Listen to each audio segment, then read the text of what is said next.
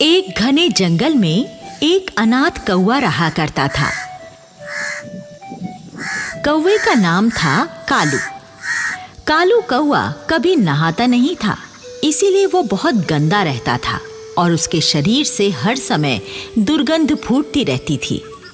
यही कारण था कि कालू को दूसरे कौवे और दूसरे पक्षी अपने पास बैठाने से कतराते थे। कालू कौवे का अपना कोई घर भी नहीं था, वो इधर उधर डाल पर बैठकर ही अपने दिन गुजार लेता था। कालू कौवा रानी नाम की एक कव्वी को बहुत पसंद करता था। वो रानी के साथ शादी करके घर बसाने के सपने देख रहा था। हाय हाय, रानी कवि, अगर तू मुझसे शादी कर ले तो कसम से मजा आ जाए। हम दोनों की जोड़ी खूब जचेगी और हमारे बच्चे भी बहुत सुंदर पैदा होंगे। एक दिन की बात है, रानी कव्वी अपने घर के बाहर बैठी मेकअप कर रही थी और गुनगुना रही थी। सजना है मुझे सजना के लिए, सजना है मुझे।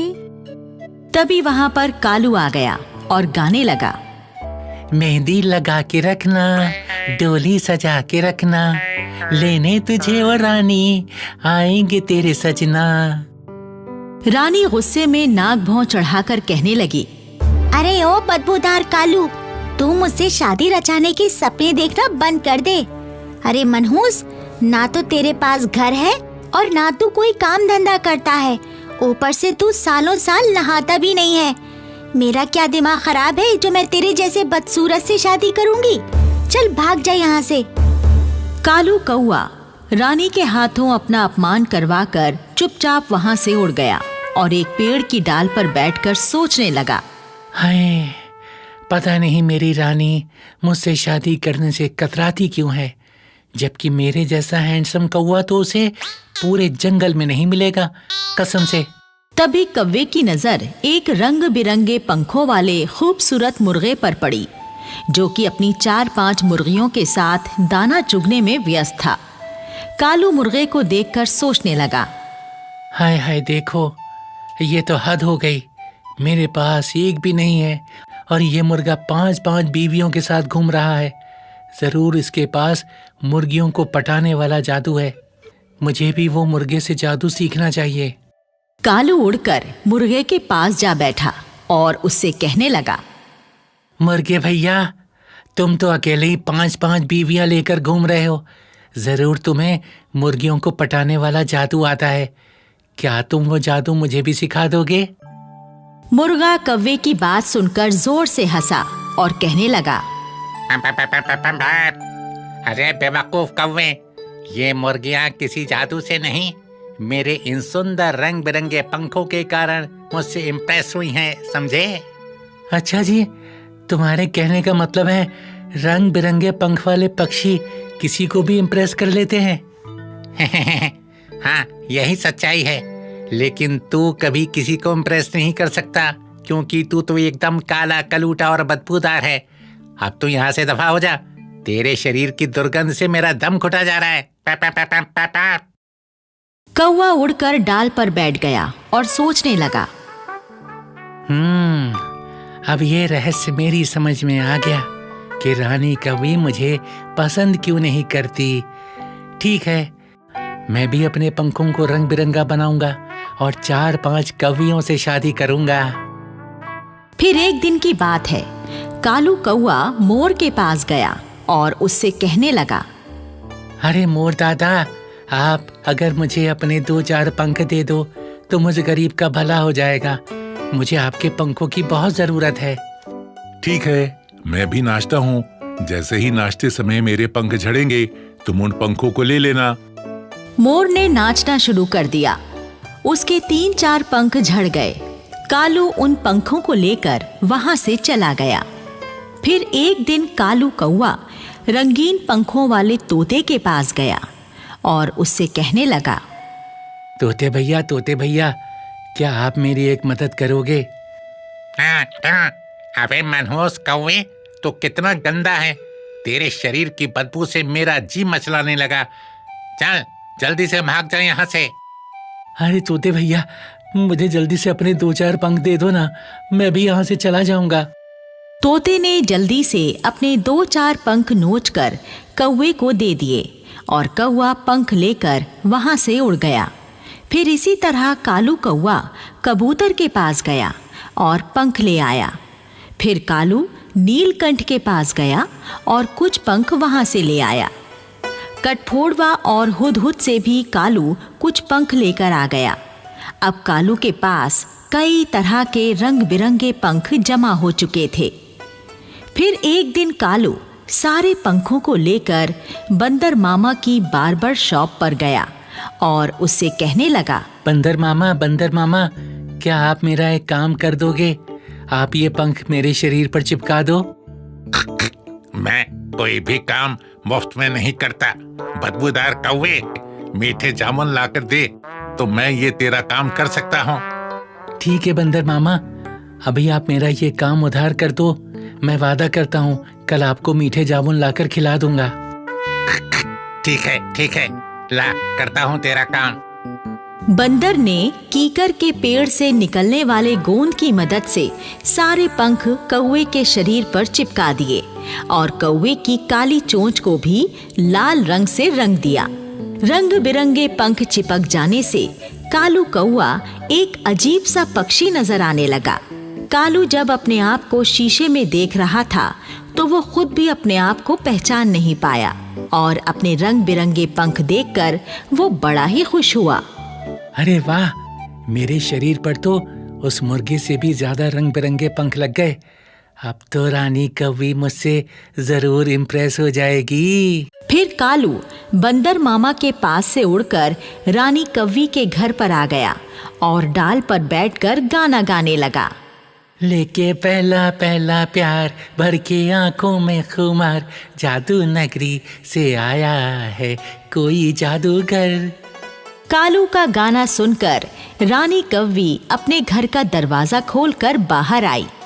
वो बदले हुए हुलिये के कारण कालू को पहचान नहीं पाई, बल्कि कालू को देखकर वो डर गई। अरे बाप रे, ये इतनी अजीब शक्ल वाला पक्षी कौन है? लगता है ये कोई दानव है जो मुझे खाने के लिए यहाँ आया है। रानी ने अपनी मदद के लिए अपनी बिरादरी के दूसरे कौवों को बुलाने के लिए शोर मचा दिया। बचाओ, बचाओ, कोई मुझे इस भयानक पक्षी से बचाओ। रानी की पुकार सुनकर वहाँ पर बहुत सारे कौवे जमा हो गए और वो भी कालू को कोई खतरनाक पक्षी समझकर चोंच और पंजों से उस पर हमला करने लगे। कालू उन्हें बताने की कोशिश करने लगा। अरे भैया, तुम लोग मुझे क्यों मार रहे हो? मैं तो तुम्हारी ही बिरादरी का कालू कौवा हूँ। एक कौवा कालू की बात सुनकर कहने लगा, अबे झूठ क्यों बोलता है मक्कार? तू हमारे जैसा कौवा कहाँ है? तू तो कोई खूंखार परिंदा है।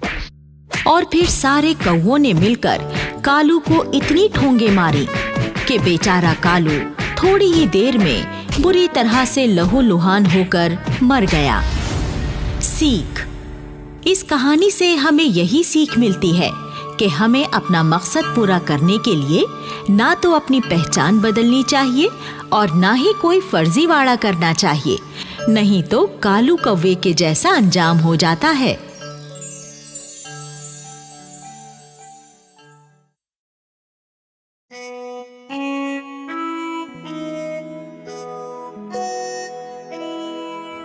एक जंगल में एक मादा गोरिल्ला रहा करती थी। उसका एक बच्चा था जो कि बहुत भोला और शांत स्वभाव का था। वो दूसरे गोरिल्ला बच्चों की तरह ज्यादा उछल कूद नहीं करता था, बस किसी पेड़ के नीचे या अपनी माँ के पास शांति से बैठा रहता था। एक बार की बात है, माँ गोरिल्ला अपने बच्चे से कहती है, कोंग बेटा, क्या तूने कभी पका हुआ कटहल खाया है? नहीं माँ, मैंने कभी पका हुआ कटहल नहीं खाया। वो कैसा होता है? तुम मेरे साथ झील के किनारे चलो, वहाँ पर कटहल के पेड़ लगे हुए हैं। आज मैं तुम्हें मीठे मीठे कटहल खिलाऊंगी। ठीक है माँ, चलो। और फिर दोनों माँ बेटे झील की ओर चल पड़ते हैं। झील पर पहुंचकर माँ गोरिल्ला कोंग को पेड़ पर लटके हुए कटहल दिखाती है और एक कटहल तोड़कर कोंग को खिलाती है। कोंग खुश होकर कहता है, वाह माँ, मजा आ गया, ये कटहल तो बहुत मीठा है। दोनों माँ बेटे पेट भरकर कटहल खाते हैं। फिर झील पर जाकर उसका मीठा पानी पीते हैं और जैसे ही दोनों वापस घर जाने लगते हैं तभी वहां पर 2 चीते आ जाते हैं और माँ गोरिल्ला और कोंग को घेर लेते हैं। माँ गोरिल्ला तुरंत खतरा भांप लेती है और कोंग से कहती है, कोंग बेटा, जल्दी यहाँ से भागो और कटहल के पेड़ पर चढ़ जाओ, मैं अभी आती हूँ। माँ के निर्देश पर कोंग भाग कर जाता है और कटहल के पेड़ पर जाकर बैठ जाता है। उधर माँ गोरिल्ला भी चीतों से बचकर निकलने की कोशिश करती है, लेकिन चीते उसको अपना शिकार बना लेते हैं और उसे अपने मुंह में दबाकर वहां से चले जाते हैं। कोंग अपनी माँ का इतना दर्दीला अंत देखकर बुरी तरह सहम जाता है और डर से थर-थर कांपने लगता है। कोंग अब अनाथ हो चुका था। वो इस घने जंगल में बिल्कुल अकेला रह गया था। कोंग ने कटहल के पेड़ को ही अब अपना ठिकाना बना लिया था। उसको जब भूख लगती तो वो पेड़ों से फल तोड़कर खा लेता और झील का पानी पीकर फिर से कटहल के पेड़ पर जा बैठता। इसी तरह से कोंग की जिंदगी के दिन गुजर रहे थे। कोंग सीधा सादा तो पहले से ही था, लेकिन अब अकेला हो जाने के कारण वो बहुत ज्यादा दब्बू भी हो गया था। दूसरे गोरिल्ले और दूसरे जानवर सब कोंग का मजाक उड़ाते और सब उससे अपने काम करवाते। गधा कोंग से कहता, अरे ओ गोरिल्ले के बच्चे, चल इधर आ और मेरे सर में मालिश कर, नहीं तो दुलत्ती मारकर तेरा जबड़ा तोड़ दूंगा। और बेचारा कोंग गधे की धमकी से डरकर उसकी पीठ पर बैठ जाता और उसके सर की मालिश करता। ऐसे ही जब कोंग कहीं जाता तो पेड़ के नीचे आराम करता हुआ कोई भालू उससे कहता, अरे ओ कोंग, किधर जा रहा है? इधर आकर जरा मेरे पाँव तो दबा दे।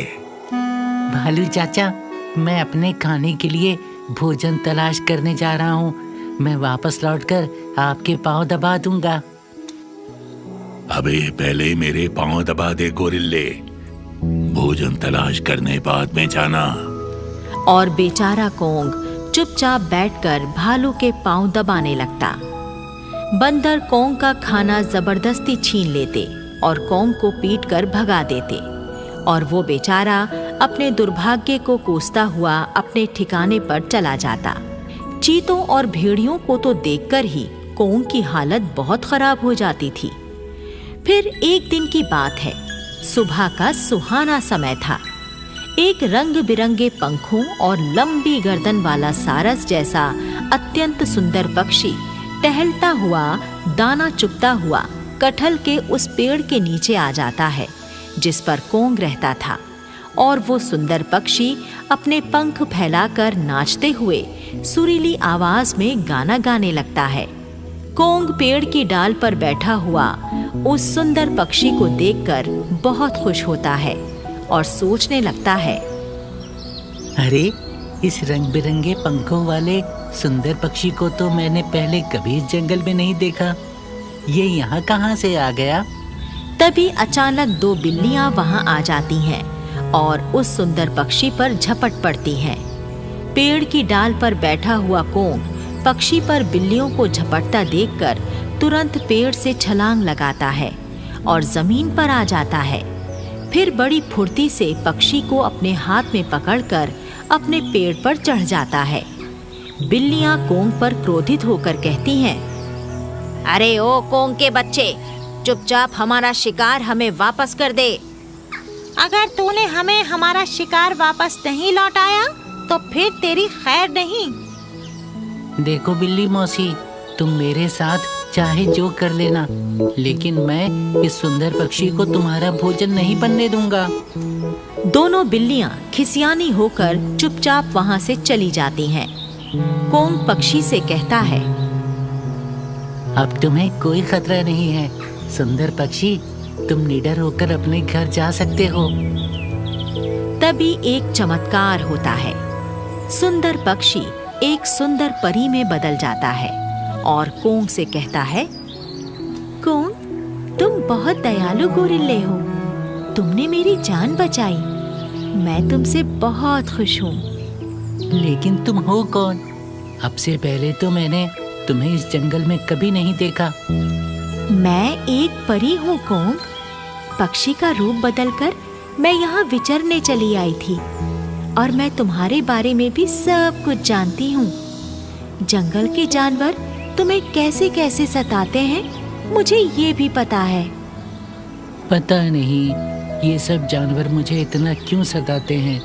मैं बहुत ही कमजोर हूँ, शायद इसीलिए सताते हैं। तुम कमजोर नहीं हो कोंग, तुम भी दूसरे गोरिल्लों के जैसे ही शक्तिशाली हो। तुम अपनी शक्ति को पहचान नहीं रहे हो। नहीं परी, मैं शक्तिशाली नहीं हूँ। अगर मेरे अंदर शक्ति होती तो मैं जंगल के सभी दुष्ट जानवरों को अच्छा सबक सिखाता। चलो, मैं तुम्हें अपनी जादुई शक्ति से शक्तिशाली बना देती हूँ, फिर देखती हूँ तुम क्या करोगे। परी अपनी जादुई छड़ी से कोंग पर जादू चलाती है और देखते ही देखते 2.5 फुट लंबा कोंग 25 फुट लंबे किंग कॉन्ग में बदल जाता है। जंगल के ऊंचे पेड़ों से भी ऊंचा कॉन्ग का कद हो जाता है और फिर परी कोंग से कहती है, मैंने अपने जादू से तुम्हें शक्तिशाली किंग कॉन्ग बना दिया है। अब तुम्हें कोई भी जानवर परेशान करने की हिम्मत नहीं कर पाएगा। कॉन्ग किंग कॉन्ग बनकर बहुत खुश हुआ और जंगल में टहलने के लिए निकल पड़ा। किंग कॉन्ग जिधर से भी गुजरता उसको देखकर जंगल के छोटे बड़े सभी जानवर डर के मारे भाग जाते और कहीं छुप जाते। किंग कॉन्ग उस गधे को पकड़कर हवा में लटका देता है और कहता है, क्यों रे गधे के बच्चे, क्या आज तू मुझसे अपने सर की मालिश नहीं कराएगा? मुझे माफ कर दो कॉन्ग बेटा, मेरा दिमाग खराब हो गया था जो मैं तुमसे मालिश करवाता था। लेकिन ये तो बताओ, तुम नन्हे कॉन्ग से इतने विशाल किंग कॉन्ग कैसे बन गए? ये राज की बात है गधे, मैं तुझे नहीं बता सकता। बस तू एक बात सुन ले, यदि आज के बाद तूने जंगल के किसी भी सीधे साधे कमजोर जानवर को सताया तो मैं तुझे पटक पटक कर मारूंगा। ये चेतावनी देकर किंग कॉन्ग गधे को जमीन पर छोड़ देता है।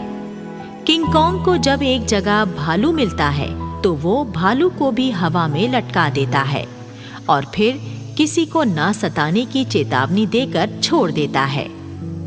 कॉन्ग के विशालकाय किंग कॉन्ग बन जाने की खबर पूरे जंगल में आग की तरह फैल जाती है। एक लोमड़ी भागती हुई दोनों चीते भाइयों के पास आती है और चीतों को बताती है, अरे भैया चीतों, हमारे जंगल पर बहुत बड़ी मुसीबत आ गई है, भागो यहाँ से। क्या हुआ लोमड़ी चाची, क्या मुसीबत आई है हमारे जंगल पर? एक विशालकाय गोरिल्ला पता नहीं कहाँ से जंगल में घुस आया है। वो जानवरों को उठा उठा कर पटक रहा है। बस इतनी सी बात से तू इतना घबरा गई चाची? अरे तू टेंशन मत ले, हम दोनों भाई उस विशालकाय गोरिल्ले को देख लेंगे। आज के लंच में हम उस गोरिल्ले का मांस ही खाएंगे। चलो भैया चलते हैं। दोनों चीते वहां से चल पड़ते हैं और उस जगह पहुंच जाते हैं जहां कुछ जानवर डर के मारे छुपे बैठे थे। चीता उनसे पूछता है, क्या तुम लोग भी उसी विशालकाय गोरिल्ले से डरकर यहाँ छुपे बैठे हो? हाँ महाराज, वो किंग कॉन्ग है और बहुत ही बड़ा है। अरे तुम लोग डरो नहीं, हम दोनों भाई उस गोरिल्ले को मारकर खा जाएंगे। तभी गोरिल्ले के बड़े से हाथ वहां आते हैं और दोनों चीतों को पकड़कर ऊपर उठा लेते हैं। चीते देखते हैं वो दोनों किंग कॉन्ग के हाथों में है। किंग कॉन्ग गुस्से में चीतों से कहता है, तुम दोनों तो वही दुष्ट चीते हो ना, जिन्होंने मेरी माँ को मार डाला था। तुम दोनों बहुत अत्याचारी हो, मासूम जानवरों को मारकर खा जाते हो।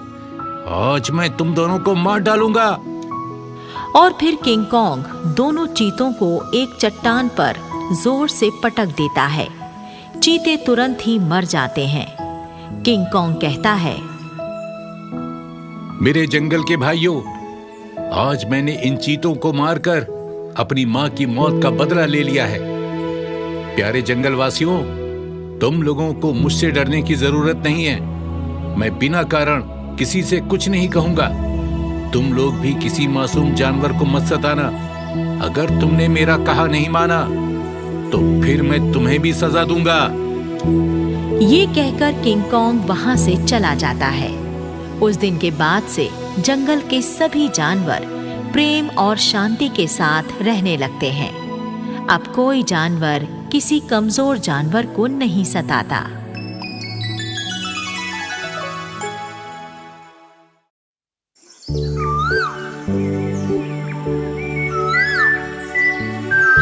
सुंदर वन सच में बहुत सुंदर था। सभी तरह के पेड़ पौधे, फूल पत्तियां और साफ पानी के झिलमिलाते तालाब और सुंदर वन में खिलखिलाते सभी पशु पक्षी। सुंदर वन में एक पेड़ पर गंगाराम तोता, उसकी पत्नी गंगी और छोटा बेटा मिट्ठू उसके साथ रहता था। गंगाराम और गंगी उड़ते हुए दूर दूर जाते और वापसी में खाने की ढेर सारी चीजें मिट्ठू के लिए लेकर आते। पर मिट्ठू लाडला था, खाना खाने में आनाकानी करता। मुझे भूख नहीं है, आप साइड में रख दो। मुझे जब भूख लगेगी मैं खा लूंगा।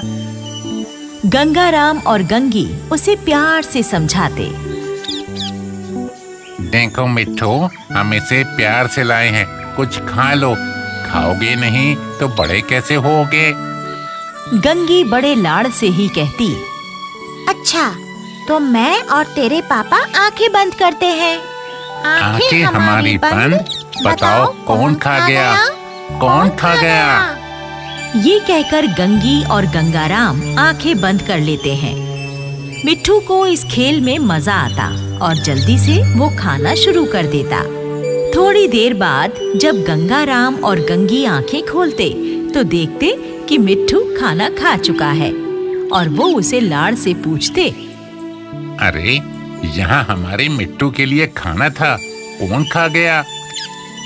हाँ हाँ, बताओ तो, हमने थोड़ी देर के लिए आंखें क्या बंद की? हमारे मिट्ठू का खाना कोई खा गया। नहीं माँ, मैंने भी आंखें बंद कर ली थी।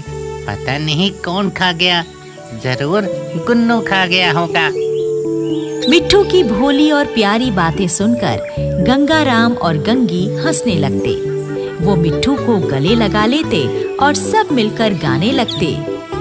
सुंदर वन में हमारा घर, छोटा सुंदर प्यारा घर, उस घर में हम सब रहते हैं, खाते सोते और गाते हैं, पीहू पीहू पीहू। मिट्ठू बहुत ही लाड़ प्यार में पल रहा था, इसलिए उसे शरारतें करने की आदत पड़ गई थी। उसकी शरारतों से जंगल के पशु पक्षियों को परेशानी भी होती थी। मिट्ठू कभी किसी को चोंच मारकर उड़ जाता तो किसी का खाना मुंह में लेकर दूर जाकर गिरा देता। मिट्ठू की माँ के पास शिकायतें आती। ऐसे ही एक दिन एक भैंसा शिकायत लेकर आया। तुम्हारे मिट्ठू ने आज मुझे ठीक से चारा नहीं खाने दिया। जब भी मैं चारा खाने के लिए मुंह खोलती, ये आता और पंच मार कर उड़ जाता। इसे समझाओ ना। और उसके बाद बंदर ने भी शिकायत की। मैं जैसे ही मूंगफली तोड़कर खाने लगा, ये तेजी से उड़ता हुआ आया और मूंगफली मुंह में दबाकर चला गया। ऐसा इसने 2-3 बार किया। गंगाराम और गंगी मिट्ठू की इन हरकतों से काफी परेशान थे। वो मिट्ठू को समझाते तो वो एक कान से सुनता और दूसरे से निकाल देता। कभी वो मिट्ठू को जोर से डांटते तो वो मुंह फुलाकर दूसरे पेड़ पर जा बैठता। उसी पेड़ पर लंगूर दादा भी रहा करते थे। मिट्ठू को देखते ही वो समझ जाते कि आज इसे फिर से डांट पड़ी है और ये रूठ कर यहाँ आ बैठा है। लंगूर दादा उसे समझाते। देखो मिट्ठू बेटा, तुम्हारे माता पिता तुम्हें जो समझाते हैं वो तुम्हारी भलाई के लिए है। तुम्हें शरारतें कम करनी चाहिए और ऐसी शरारतें तो कभी नहीं करनी चाहिए जिससे किसी को कष्ट पहुंचे। लंगूर दादा, पर मैं तो अभी बहुत छोटा हूँ। बड़ा हो जाऊंगा तो शरारतें नहीं करूँगा। आप जब छोटे थे तो कम शरारतें नहीं करते होंगे। इस पर लंगूर दादा हंस देते और प्यार से समझाते। अरे मिट्ठू बेटा, बेवजह जिद करना और दूसरों को तकलीफ पहुंचाने वाली शरारतें करना ठीक नहीं होता। एक दिन गंगाराम और गंगी उड़ते हुए कहीं दूर निकल गए। वहां उन्होंने बहुत से अखरोट और मूंगफली के दाने गिरे हुए देखे। उन्होंने आपस में सलाह की। क्यों गंगी, क्या कहती हो? क्यों ना हम इन्हें ले जाकर अपनी खो में रख लें? बुरे वक्त में काम आएंगे और अगर किसी पड़ोसी को जरूरत पड़ी तो उसे भी दे देंगे। हाँ, आप सही कहते हैं। इंसान को अपने बुरे वक्त के लिए हमेशा बचत करके रखनी चाहिए। फिर वो दोनों उन अखरोट और मूंगफली के दानों को ले जाकर अपनी खो में रख लेते हैं। उधर मिट्ठू शरारतें करता हुआ इधर उधर उड़ रहा था कि तभी उसने गुन्नू तोते को अपनी छोटी सी गाड़ी चलाकर जाते हुए देखा। गुन्नू भाई की मोटर चली पम पम पम, मेरे बराबर खड़ा हो किस में है दम। गुन्नू भाई की मोटर चली पम पम पम। बस ये देखते ही मिट्ठू के भी मन में आ गया कि उसे भी ऐसी ही मोटर चाहिए। वो तुरंत उड़ता हुआ घर गया और अपने माँ बापू से कहने लगा, बापू बापू, मुझे भी गुन्नू जैसी मोटर चाहिए। देखो मिट्ठू बेटा, हम तुम्हें वो मोटर नहीं दिला सकते। हमारे पास उतना सामान नहीं है कि जिसे देकर बदले में तुम्हें मोटर दिलवा दें। हाँ बेटा, और फिर अगर तुम्हें मोटर की सवारी करनी ही है तो गुन्नू से दोस्ती कर लो। दोनों मिलकर मोटर की सैर किया करो। नहीं माँ, मैं गुन्नू की मोटर में भला क्यों बैठूं? मुझे तो अपनी मोटर चाहिए ही चाहिए बस। गंगाराम और गंगी ने मिट्ठू को बहुत समझाया पर मिट्ठू नहीं माना। मिट्ठू को पता था कि उसके माँ और बापू ने खो में ढेर सारा सामान इकट्ठा किया हुआ है। वो उसे विशु कबूतर को देकर मोटर ला सकते हैं। विशु कबूतर मिट्टी से तरह तरह की चीजें और अलग अलग डिजाइन की मोटर गाड़ियां बनाने में माहिर था, पर अपने हर सामान के बदले में कीमत पूरी लेता था। उधर मिट्ठू रुककर फिर से लंगूर दादा वाले पेड़ पर जा बैठा।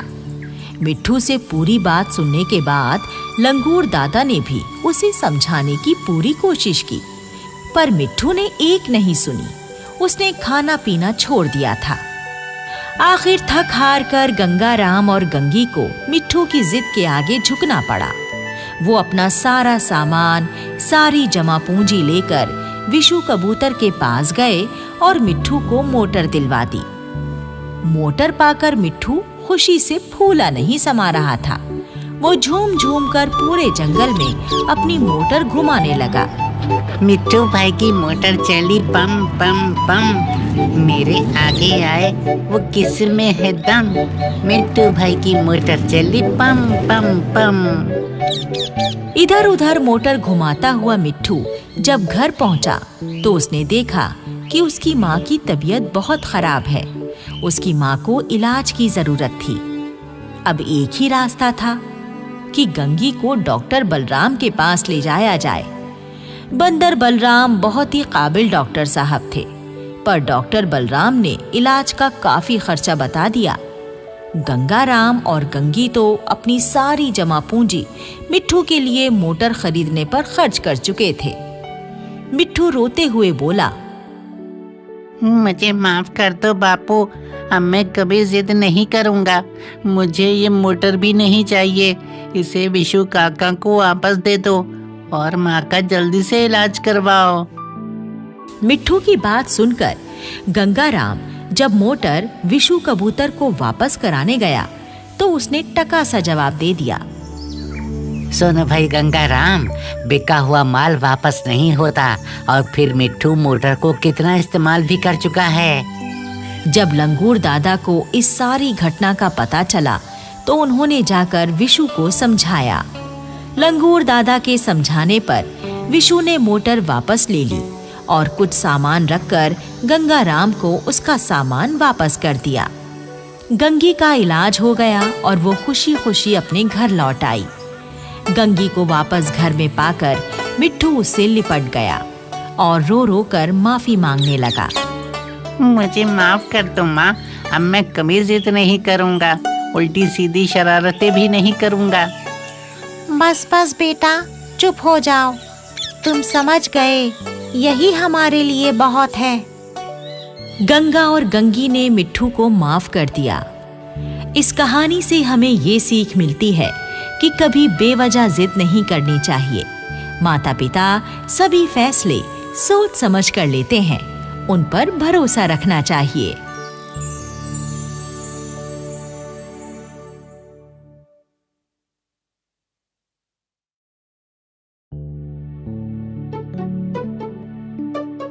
एक था बंटू बंदर। वो कोई काम नहीं करता था, पूरे जंगल में इधर उधर घूमता रहता था। लोगों को बेवकूफ बनाकर अपना पेट भरता था। लोगों की चुगली करके आपस में लड़वाना उसका शौक था। वो बस चुगली करता, दूसरों को लड़वाता और अपने खाने का इंतजाम करता। उसके बाद कभी किसी पेड़ पर तो कभी किसी नदी किनारे लेटा रहता। उस दिन भी बंटू नदी किनारे लेटा हुआ था कि तभी वहाँ पर 2 बकरियां आईं। बंदर भैया, हम दूसरे जंगल से आ रही हैं। हाँ, इस जंगल में हमारी बुआ रहती है, हमें उनके घर का रास्ता नहीं मिल रहा। घर से निकलने से पहले हमारी माँ ने बताया था कि वो हाथी दादा के घर के पीछे रहती है। नदी किनारे चलते जाना, बुआ का घर मिल जाएगा। पर हम काफी देर से इधर उधर भटक रही हैं, वो रास्ता नहीं मिल रहा। क्या आप हमें वो रास्ता बता सकते हैं? आपकी बड़ी कृपा होगी। बंटू बंदर ने उन दोनों की ओर देखा और फिर उसकी आंखें गोल गोल घूमने लगीं।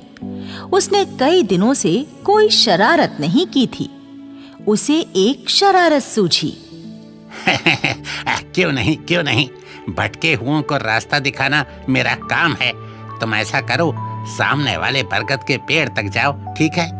ठीक है, चली गई। फिर बाएं मुड़ जाओ, ठीक है? हाँ ठीक है, मुड़ गई। उसके बाद सीधे चलते जाओ, एक आम का पेड़ आएगा, बस उसी के सामने तुम्हारी बुआ का घर है। धन्यवाद भैया, चलो बहन। ये कहकर दोनों बकरियां उसी रास्ते पर चल दी जहां बंटू ने उन्हें जाने के लिए कहा था। कुछ देर तो बंटू उन दोनों को जाते हुए देखता रहा, फिर पेट पकड़कर जोर जोर से हंसने लगा।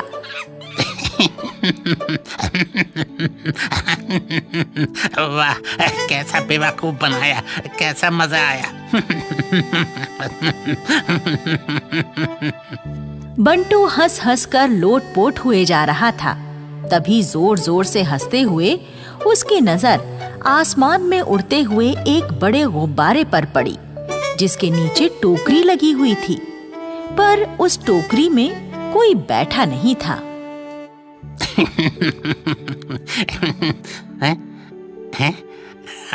ये क्या है? एक बड़ा उड़ता गुब्बारा, नीचे टोकरी भी लगी है जिसमें बैठा जा सकता है।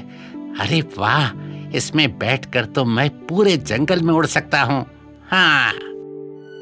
बंटू तेजी से गुब्बारे की तरफ भागा और टोकरी से नीचे लटकती रस्सी को पकड़ लिया।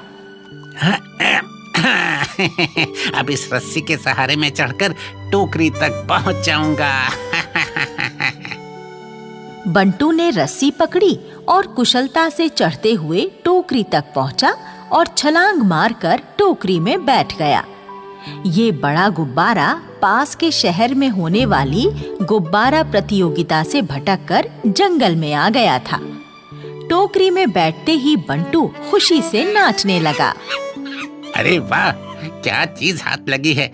इसमें बैठकर तो मैं पूरे जंगल में उड़ूंगा और देखूंगा कि कौन क्या कर रहा है। सारी जानकारी इकट्ठी कर अपने हिसाब से इस्तेमाल करूंगा। अब तो चुगली करने और दूसरों को लड़वाने में और भी मजा आएगा। और जब दो दोस्त आपस में लड़ते हैं तो तीसरे का फायदा होता है, और वो तीसरा मैं ही तो हूँ। आया मजा बंटू यारा, गुब्बारे को आम के बाग की ओर बढ़ाता हूँ। ये कहकर बंटू ने टोकरी को हल्का सा धक्का मारा और आम के बाग की ओर चल पड़ा। ये आम का बाग डब्बू भालू और चिंपू भालू का था। दोनों दोस्तों ने मिलकर ये बाग लगाया था। वाह, डब्बू और चिंपू ने मिलकर क्या बाग लगाया है। इतने बढ़िया और रसीले आम हैं।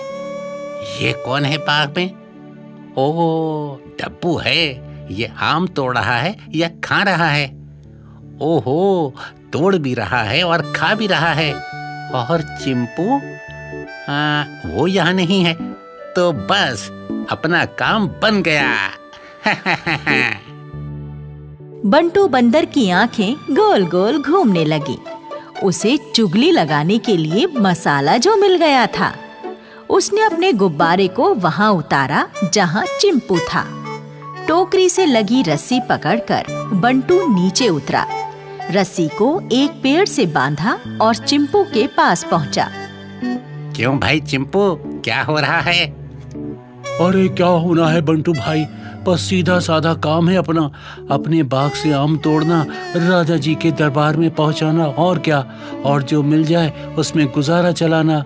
सीधे सरल हैं भैया हम तो। हाँ चिंपू भाई, सही कहते हो। अपना भी ऐसे ही है, पर सीधे सरल होने का नुकसान भी है। कोई भी बेवकूफ बना लेता है। हाँ, ऐसे कैसे? पूरे जंगल में कोई मुझे बेवकूफ नहीं बना सकता। हाँ, कोई गैर तो नहीं, पर अपना कोई तो बना ही सकता है ना। हाँ बंटू भाई, क्या कहना चाहते हो? साफ साफ कहो ना। अरे तुम्हारा साथी डब्बू अभी मैंने ऊपर से देखा, आम तोड़े भी जा रहा था और साथ में खाए भी जा रहा था। अब जो आम उसने खा लिए, उसके बदले में तो तुम्हें दरबार से कुछ नहीं मिलने वाला है। नहीं, ऐसा नहीं हो सकता। डब्बू मेरा पुराना साथी है और हमारा आपस में समझौता है कि सारे आम राजा जी के यहाँ ही जाएंगे, हम कुछ नहीं खाएंगे। अरे तभी तो मैं कहता हूँ कि हमारे जैसे सीधे सरल को कोई भी बेवकूफ बना सकता है। नहीं नहीं, मैं नहीं मानता। मैं खुद डब्बू से पूछूंगा। हाँ हाँ, तो चलो। चिंपू गुस्से में आम के बाग की तरफ चला, साथ ही बंटू भी। बंटू के चेहरे पर तो जीत की मुस्कान भी थी। बाग में पहुंचकर चिंपू ने देखा कि डब्बू आम तोड़ रहा है। हाय, देखो बंटू, डब्बू तो आम तोड़कर टोकरी में रखे जा रहा है। अरे चिंपू भाई, इसने आम खाया भी है, मैं झूठ नहीं बोल रहा, तुम खुद पूछ लो। चिंपू बंटू की बातों में आ गया और डब्बू के पास जाकर बोला, डब्बू भाई, आम तोड़ रहे हो या खा रहे हो? तोड़ रहा हूँ चिंपू दोस्त। पर बंटू ने ऊपर से देखा है, तुम आम खा रहे थे। हमारे बीच तय हुआ था ना कि आम हम में से कोई नहीं खाएगा।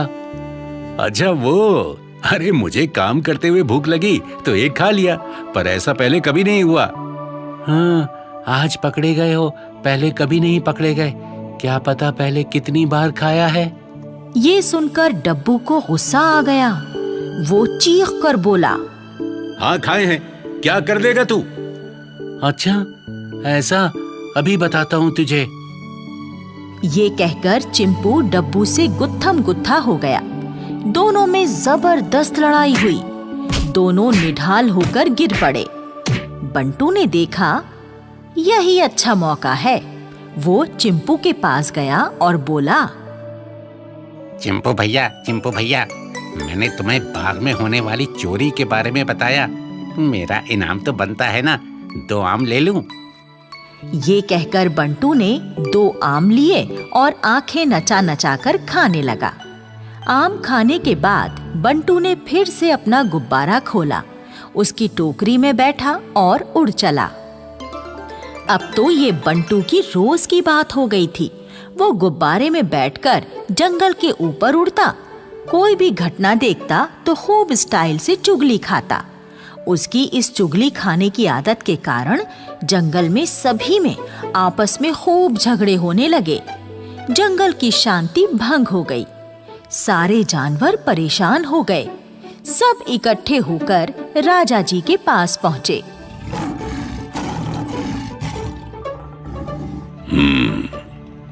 हमने तुम सबकी शिकायत सुनी। हम महामंत्री हाथी जी को इसका समाधान निकालने के लिए कहते हैं। इसका समाधान तो बहुत ही आसान है महाराज। चील बहन, अगली बार जब तुम बंटू को गुब्बारे में उड़ते देखो तो उसमें अपनी चोंच मार देना। गुब्बारे से गैस निकल जाएगी और वो फिर न ऊपर उड़ सकेगा और न ही चुगलियां खा सकेगा। जैसे आज्ञा हाथी दादा। तभी गिलहरी ने ऊपर आसमान की तरफ इशारा किया। वो जा रहा बंटू का गुब्बारा। ये देखते ही चील उड़ी और आसमान में ऊपर पहुंचकर बंटू के गुब्बारे में चोंच मार दी। चोंच लगते ही गुब्बारा और उसमें लगी टोकरी में बैठा बंटू तेजी से नीचे आने लगे और पास की झील में गिर गए। ये देखकर सभी जानवरों ने तालियां बजाईं। पर बंटू झील में गिरते ही चीखने चिल्लाने लगा। अरे बचाओ, मुझे बचाओ, मुझे तैरना नहीं आता, मुझे बचाओ, मुझे बचाओ। नहीं, इसे मत बचाओ। ये फिर से चुगली खाकर हमें झगड़े करवाएगा। नहीं, हमें इसे सुधरने का एक मौका देना चाहिए और फिर जितनी गलती इसकी है उतनी बाकी सबकी भी है। कोई भड़काने वाला कितना भी भड़काए, उसकी बातों में आना ही नहीं चाहिए। महाराज की जय हो, महाराज की जय हो। मैं अब कभी चुगली नहीं खाऊंगा, मेहनत करके अपना काम चलाऊंगा, शपथ लेता हूँ महाराज। मगरमच्छ, अपनी पीठ पर बैठाकर इसे बाहर निकाल दो। राजा का आदेश पाकर झील के मगरमच्छ ने बंटू बंदर को अपनी पीठ पर बैठाया और किनारे पर उतार दिया। हमें उम्मीद है कि अब तुम इस जंगल के अच्छे नागरिक बनकर रहोगे। मैं वादा करता हूँ हाथी दादा, वादा करता हूँ अब मैं अच्छा नागरिक बनकर रहूंगा। ये सुनकर सभी जानवरों ने तालियां बजाईं और बंटू को गले लगाने लगे।